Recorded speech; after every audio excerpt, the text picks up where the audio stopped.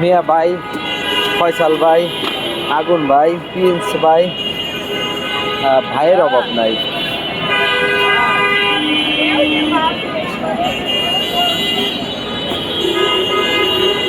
নয়ন ভাই, সুমন ভাই, প্রিন্সে ভাই,